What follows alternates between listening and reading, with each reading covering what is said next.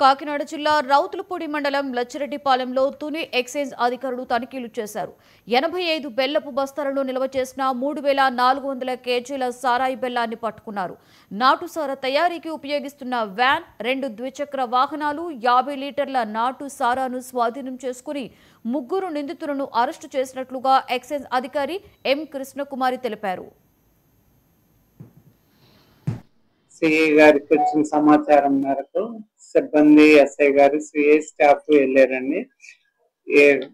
వాళ్ళు లచ్చిరెడ్డిపాలెం అనే విలేజ్ కి వెళ్ళేటప్పటికి అక్కడ ఒక ఆటో తోటి, ఒక వ్యాన్ లో బెల్లం తోటి అక్కడ కనిపిస్తే దాన్ని ఆప్ చెక్ చేశారండి. మొత్తం అది 3,400 కేజీల బెల్లము, వెహికల్ కూడా పట్టుకున్నారు.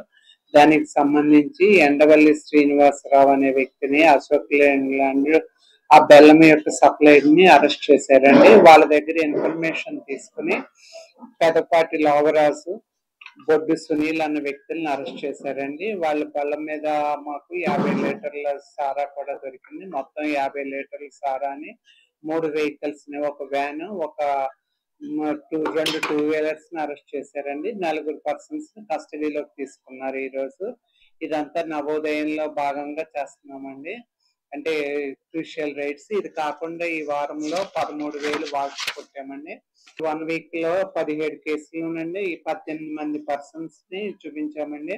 లెక్కర్ 25 లీటర్లు సీజ్ చేసాము. వాష్ 13,890 లీటర్లు పట్టుకున్నామండి. బైండ్ ఓవర్స్ 18 చేసామండి. ఇక్కడ ఇదే కాకుండా క్రితం నెలలో గొలుసు లక్ష్మి అనే ఆవిడని, గిరిజం విలేజ్ కి సంబంధించిన ఆవిడని పీడీ యాక్ట్ కూడా పెట్టామండి.